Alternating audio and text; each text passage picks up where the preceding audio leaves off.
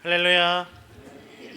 한국의 유명한 영화의 대사 중에 우리가 돈이 없지 가오가 없냐라는 대사가 있다고 합니다. 들어보셨습니까? 쓰고 계십니까? 사용하시는 분들도 있는 걸로 알고 있는데, 가오라는 말은 일본어에서 카오라는 단어에서 이렇게 얼굴이라는 의미인데, 자존심, 명예, 체면 이런 의미를 가지고 있어서 돈보다 체면이, 돈보다 명예가, 돈보다 자존심이 더 중요하다. 그래서 내가 돈이 없어도 자존심과 명예와 체면을 지키면서 당당하게 남 부끄럽지 않게 사는 게 중요하다라는 것을 표현할 때 이런 말을 쓴다고 합니다.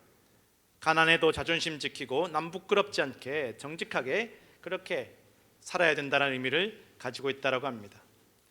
영화의 이야기만이 아니라 사실은 오늘날 세상에도 이 자존심과 명예와 체면이 세상 그 무엇보다 중요한 사람들이 얼마나 많이 있는지 모른다라는 것입니다. 지금도 중동에 가면 이 가족의 체면, 가족의 명예를 훼손했다라고 해서 피부치들도 잔인하게 생매장하거나 죽이는 일들이 벌어지고 있습니다. 어떻게 저럴 수 있나 싶은데, 아니 생명이 더 중요하지 어떻게 가족의 명예보다 생명이 하찮을 수가 있나, 그렇게 우리는 생각할 수 있지만 사실은 이런 일들이 중동에서만 벌어지는 것이 아니라 오늘날 지금 우리 가정들에서도 일어나고 있습니다. 사실은 많은 가족들 안에 부부간에 다투는 일들도 자존심 때문에, 체면 때문에, 나 자존심 상해서 부부가 깨어지는 경우들도 많고, 자존심 상해서 끝까지 서로 화해하지 못하는 경우들도 많고, 부부간에도 마찬가지, 부모 자식 간에도 자존심 때문에, 명예 때문에, 체면 때문에 원수가 되는 일들이 얼마나, 가족이 중요하고 부부가 중요하고 부모 자식이 중요한데도 이 자존심 때문에, 체면 때문에, 이 명예 때문에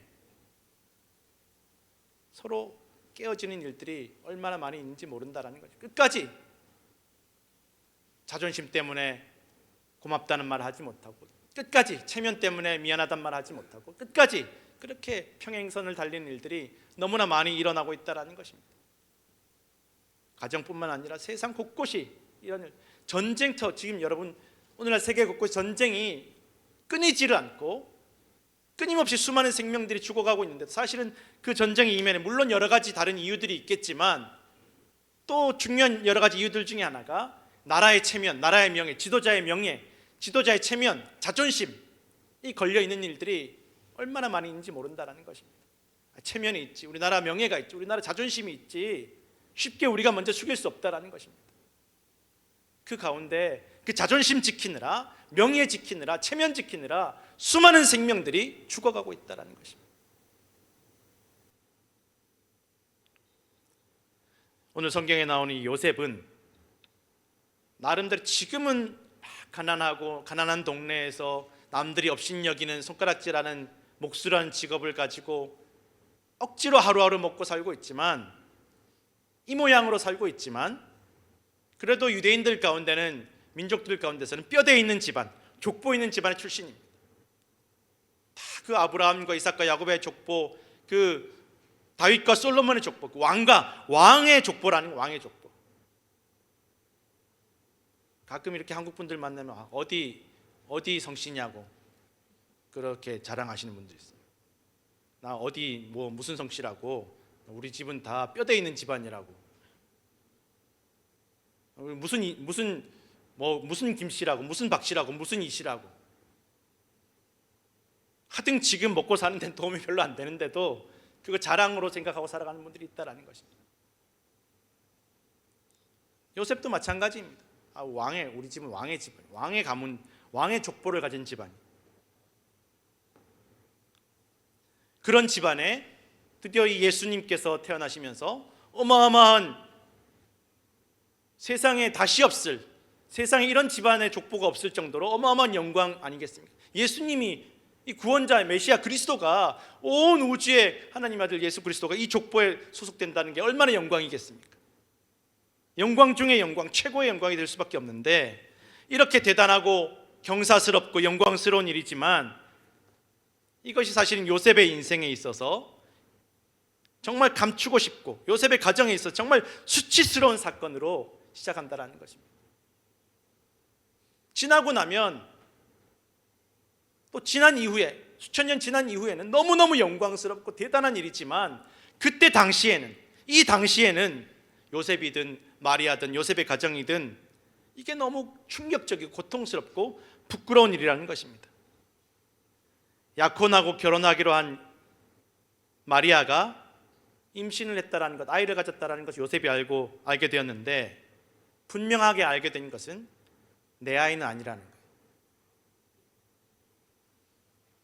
유대인들은 결혼 1년 정도 전에 약혼을 하고 약혼 기간을 가진데 이 시기는 이미 결혼한 것과 같은 책임과 의무를 가지게 되고 또 실제로 동거하게 되는 것은 결혼잔치를 연 이후에, 그러니까 약혼했고 남편과 아내이지만 실제로 함께 살고 동거하는 것은 결혼식 이후라는 거예요. 1년 뒤라는 것입니다. 왜 그럼 이 긴 약혼 기간을 가지냐?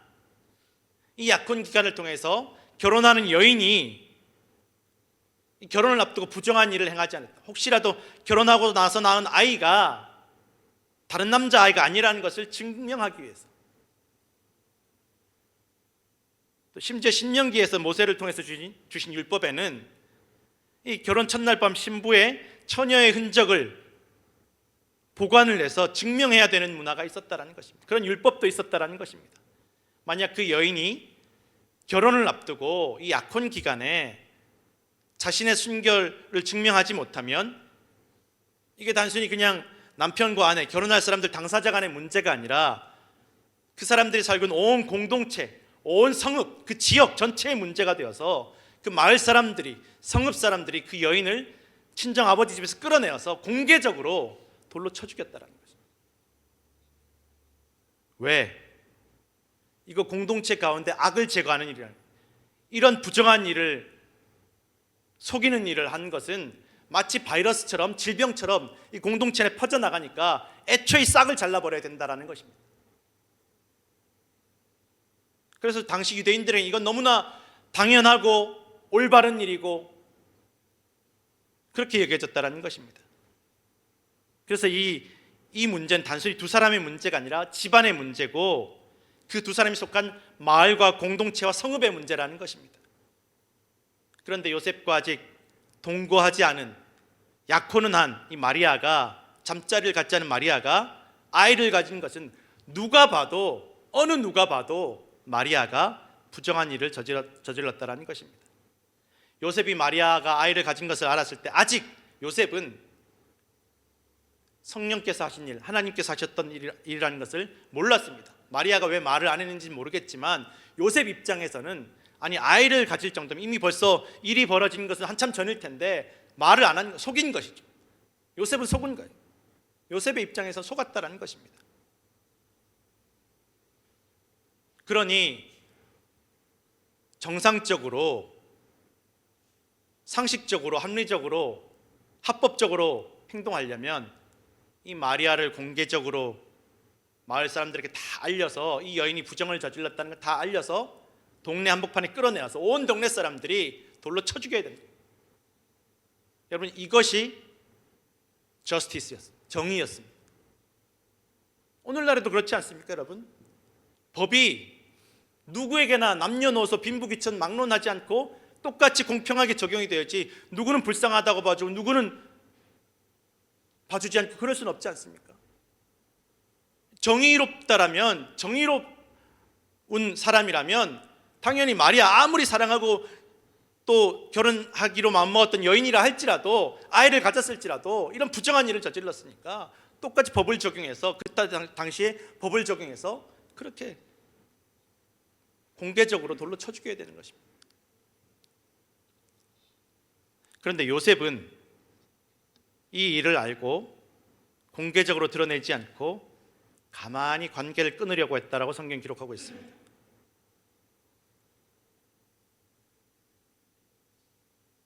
그리고 성경은 이렇게 조용하게 가만히 일을 크게 벌리지 않고 공개적이지 않고 일을 마무리하려고 했던 요셉에 대해서 의로운 사람이라서 그렇다라고 기록하고 있습니다. 여기서 의로운 사람이라는 것은 정의로운 사람을 의미합니다. 아까도 말씀드렸지만 요셉 당시에 유대인들에게 정의롭다는 말, 의로운 사람이라는 말은 율법을 정말 칼같이 지키는 사람을 의미합니다. 누구에게도 치우치지 않고, 제가 개인 관계, 개인 감정에 치우치지 않고 누구에게나 공평하게 칼같이 율법을 지키는 사람을 의미한다는 것입니다. 그러면 요셉은 마리아가 자신과 약혼하는 상태에서 자신도 모르는 아이를 가진 것에 대해서 의롭게, 정의롭게 행동하려면 공개적으로 처형해야 되는 것입니다. 공동체 가운데 죄악을 없애야 되는 것입니다. 요셉이 그렇게 하지 않고 조용하게 일을 마무리하려고 한다는 것은 요셉이 그 불의한 일에, 그 잘못된 일에 동참하는 공범이 되는 것과 다를 바가 없다는 것입니다. 결국 언젠가 아이가 태어나면 알 수밖에 없는 사실인데 요셉이 어쨌든 지금 이 사실을 덮으려고 한다는 것입니다. 그런데도 성경은 그것에 대해서 요셉이 의롭기 때문에, 정의롭기 때문에 그렇게 했다라고 기록하고 있습니다. 도대체 무슨 정의가, 그런 정의가 있냐라는 것입니다.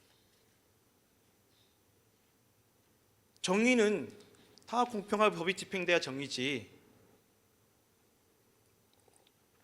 그것이 오늘날 우리가 생각하는 정의라는 것입니다. 그런데 오늘 성경에 나온 이 의로움, 이 정의는, 요셉에게 적용된 이 정의는 우리가 생각하는 상식적인 정의와는 좀 다른 것 같습니다. 신명기 10장 18절에서 19절 말씀 함께 읽겠습니다. 고아와 과부를 위하여 정의를 행하시며 나그네를 사랑하여 그에게 떡과 옷을 주시나니 너희는 나그네를 사랑하라. 전에 너희도 애굽 땅에서 나그네 되었음이니라. 시편 37편 25절에서 26절 말씀 함께 읽겠습니다. 내가 어려서부터 늙기까지 의인이 버림을 당하거나 그의 자손이 걸식함을 보지 못하였도다. 그는 종일토록 은혜를 베풀고 꾸어주니 그의 자손이 복을 받는도다. 아멘. 무슨 말입니까? 성경이 말하는 정의, 저스티스가 무엇입니까? 의로운 사람이 누구입니까? 의인이 누구입니까? 가난한 사람, 연약한 사람, 소외된 사람 돌보고 사랑하는 것임을, 거기에 정의가 있음을 말씀하고 있다는 것입니다. 그래서 성경이 말하는 정의는, 하나님의 정의는 사랑이다라는 것을 알 수 있다는 것입니다. 그러면 도대체 돌로 쳐 죽이라는 율법은 왜 만드셨습니까? 이거 부딪히지 않습니까? 의도적으로 거짓말하고 의도적으로 속이는 그 죄를 범하는 이들을 가려내고 그것을 막기 위해서라는 것입니다. 그런 죄를 저지르지 말라는 것입니다. 우리가 잘 아는 말 중에 죄는 미워하되 사람은 미워하지 말라는 말이 있습니다. 우리가 잘 알지만 이것은 원래 간디가, 인도의 지도자인 간디가 자서전에 썼던 말인데, 또한 이 말은 아우구스티누스라는 유명한 기독교의 지도자가 인간에게는 사랑을, 죄에는 증오를 이라는 말로부터 왔다라고 합니다. 기독교 성경에 나오는 정신이라는 것입니다. 아니, 세상에 죄와 죄 지은 사람을 어떻게 분리합니까? 사람이 죄를 짓는데 죄를 미워하면 죄 지은 사람 미워하는 게 마땅하지 않나 싶은데 어떻게 죄만 미워하고 사람을 사랑할 수 있냐, 어떻게 분리할 수 있냐 싶지만 성경은 그렇게 말씀하고 있다는 것입니다. 요셉은 마리아가 부정한 일을 행한 것, 자신도 모르는 아이를 가졌고 그것을 자기에게 알리지 않았던 것, 그 죄는 용납할 수가 없어서 더 이상 마리아와 결혼을 진행할 수 없지만, 그러나 마리아와 아이를 공개적으로 부끄럽게 돌에 맞아 죽게 할 수는 없었습니다. 그것이 요셉에게 있어서 의로움이었고 정의였고 성경이 말하는 정의였다는 것입니다. 요셉 입장에서는 이것이 최선이다, 이게 내가 바르게 행동하는 거다라고 믿었습니다. 그러나 요셉은 이것이 의로운 일이다, 정의로운 일이다라고 생각하고 판단하고 결정하고 그렇게 행동했지만 자기의 마음까지도 요셉은 다스릴 수가 없었습니다. 오늘 성경에 보니까 요셉이 이 일을 생각할 때에라고 기록하고 있습니다. 이게 그냥 한글 성경에는 이 일을 생각할 때에라고 번역이 되어 있지만 원래 이 성경이 이렇게 히브리어를 살펴보면, 이 헬라어를 살펴보면 계속 생각이 난다라는 것입니다. 안 할래야 안 할 수가 없을 정도로 계속 생각이 떠오르고 이 생각에서 벗어날 수 없을 정도로 괴롭고 분통 터지고 억울하고 속상하다라는 것입니다. 어떻게 나한테 이럴 수 있냐, 지금이라도 내가 생각을 바꿔서 이것을 공개적으로 그냥 밝혀서 저 마리아를 죽게 만들까? 어떻게 나한테 이럴 수 있나? 속상합니다. 벗어날 수가 없습니다. 이 분노로부터, 이 억울함으로부터, 이 부끄러움으로부터 벗어날 수가 없습니다.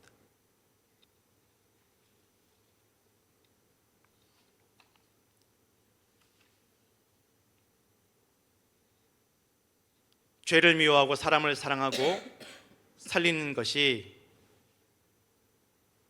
올바른 일이라고, 정의로운 길이라고 믿지만 이것을 실천하는 것이 얼마나 괴로운 일인지, 얼마나 고통스러운 일인지 모른다는 것입니다. 성도 여러분, 우리가 올바른 일을 행하는 것, 실천하는 것, 죄를 미워하고 사람을 사랑하는 일은 얼마나 큰 고통이 따른 일인지 모른다는 것입니다. 그리고 자기 스스로는 자기의 힘으로는 그 고통에서 벗어날 수가 없습니다. 그렇게 요셉이 그 고통과 괴로움에서 벗어날 수 없어서 괴로움에 몸부림칠 때 꿈에 천사가 나타나 다윗의 자손 요세바라고 부릅니다. 그냥 요세바, 목수 요세바도 아니고 다윗의 자손 요세바라고 부릅니다. 요셉이 이런 자부심과 명예와 가오를 가지고 살고 있는 사람이라는 거예요. 다윗의 자손, 너 지금 목수로 살고 있지만, 너 가난하게 살고 있지만, 너 다윗의 자손 요세바, 족보 있고 가오가 있는 요세바, 자존심이 있는 요세바. 이 일이, 마리아가 아이를 가진 일이 하나님의 성령으로 된 일이니까, 하나님께 사시는 일이니까 무서워하지 말고 두려워하지 말고 마리아를 데려오라라고 말씀하십니다. 족보 있고 가오 있고 자존심 있고 명예가 있고 체면이 있는 요셉에게, 가난하지만 가오 있는 요셉에게 그 자존심을, 그 명예를, 그 체면을 다 버리고, 그 족보에 대한 자랑을 버리고 이 부끄러움을 떠안으라고 말씀하고 있다는 것입니다. 이 마리아를 데려오면, 지금 요 순간에 마리아를 데려오면 사람들이 보기에는 아이고 저 요셉 저 그새를 못 참고 마리아랑 아이를 가지겠구나. 요셉 입장에서 얼마나 억울합니까? 내가 저지른 게 아닌데, 내가 한 게 아닌데, 내 아이가 아닌데, 안 그래도 내가 지금 속상해 죽겠는데 내 손으로 죽여도 못할 판에 사람들이 그런 손가락질을 받아야 되는 상황이 된다는 것입니다. 본인은 너무 억울한 일인데, 자존심 상하는 일인데, 체면 상하는 일인데, 그러나 마리아와 아이를, 그 생명을 살리는 가장 최선의 방법이 바로 그것이었다는 것입니다. 당시에도 지금도 아까도 말씀드렸지만 중동이나 아시아에서는 생명보다 명예가 중요한 것이, 체면과 자존심이 중요한 것이, 그게 당연한 것이었고 정의였습니다. 그런데 지금 그 자존심과 명예를 지키기 위해서 마리아와 아기를 포기하는 것이 아니라 마리아와 아기의 생명을 지키기 위해서, 살리기 위해서, 생명을 살리기 위해서 생명보다 소중한, 더 중요한 자존심과 명예를 버리라라고 말씀하고 있습니다. 또한 이것은 여러분, 솔로몬을 통해서 보여주신 하나님의 정의로운 지혜임을 우리는 알고 있다는 것입니다. 지금 조용히 관계를 끊어도 결국 마리아가 아이를 낳으면 다 드러나게 되어 있고, 이 아이는 몰라도 적어도 마리아는 반드시 죽을 수밖에 없다는 것입니다.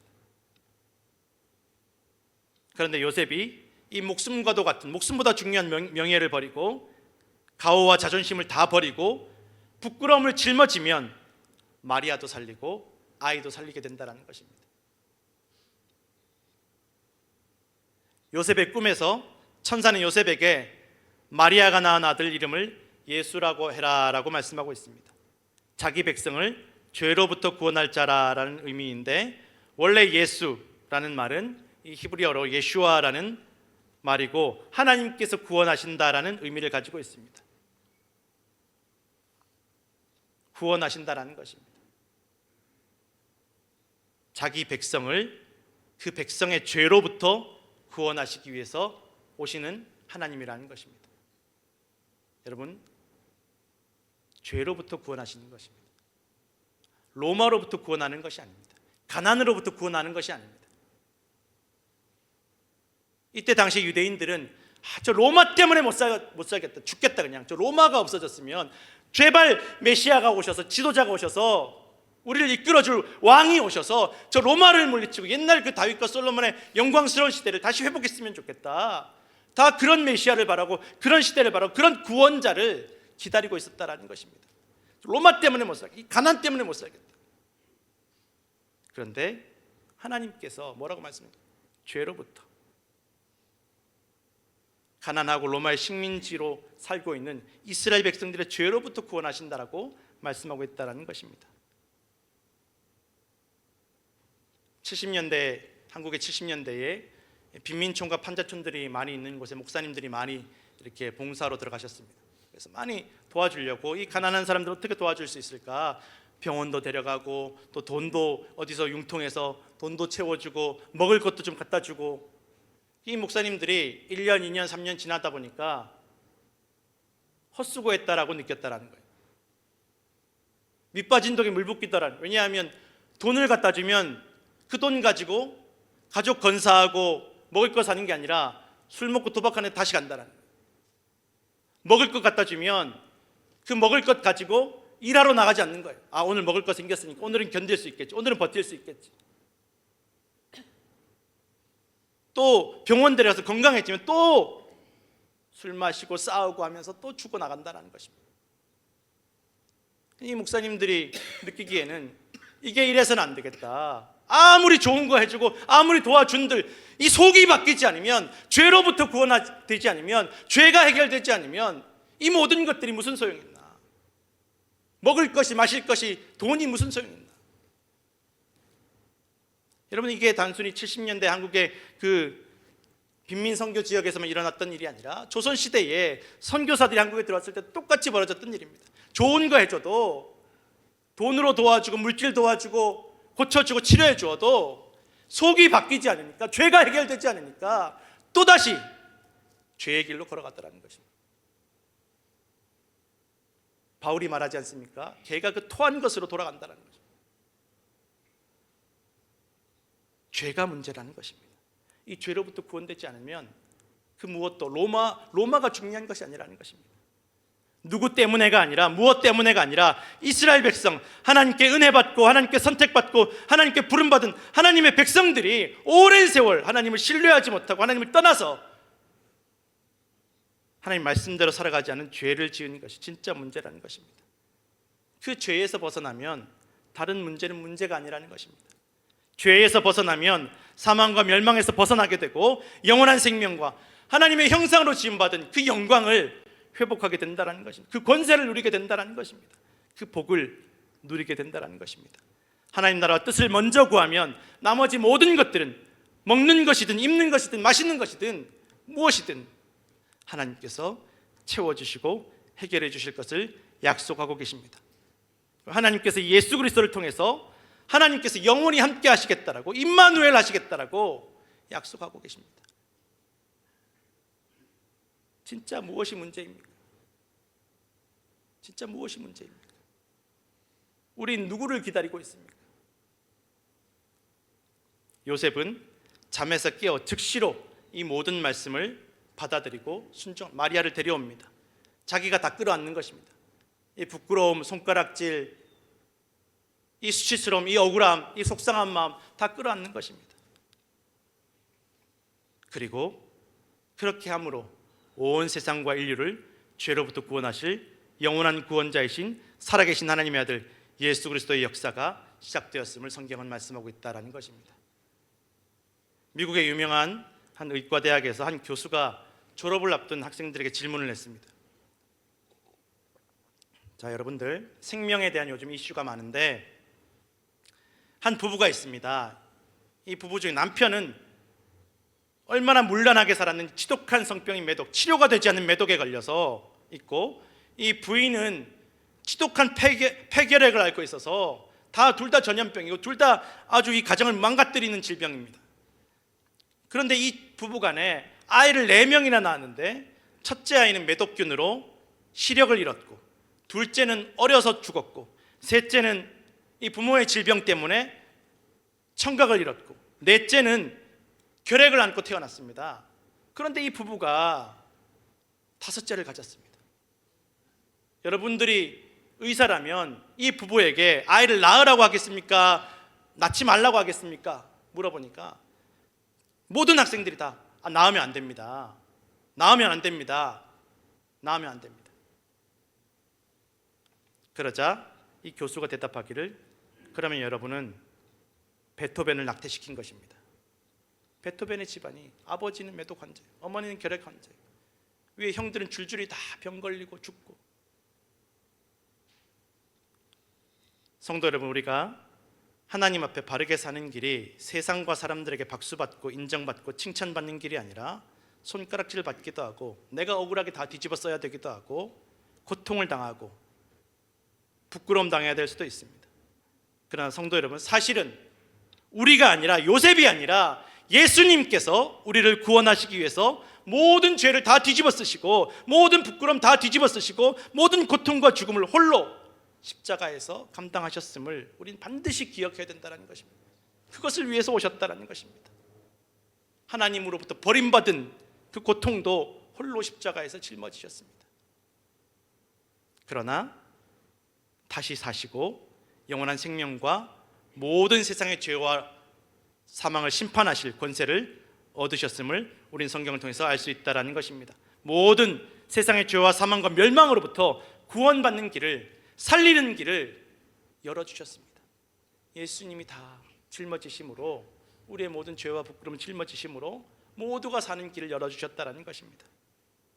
성도는 우리를 위해서 이 낮고 낮은 곳에 모든 치면도 명예도 자존심도 버리시고 모든 영광, 하늘 영광을 다 버리시고 오신 예수님을 감사함으로 기다리시고 생명을 살리는 선택을 하시는 의로운 성도들 되시기를 간절히 축원합니다.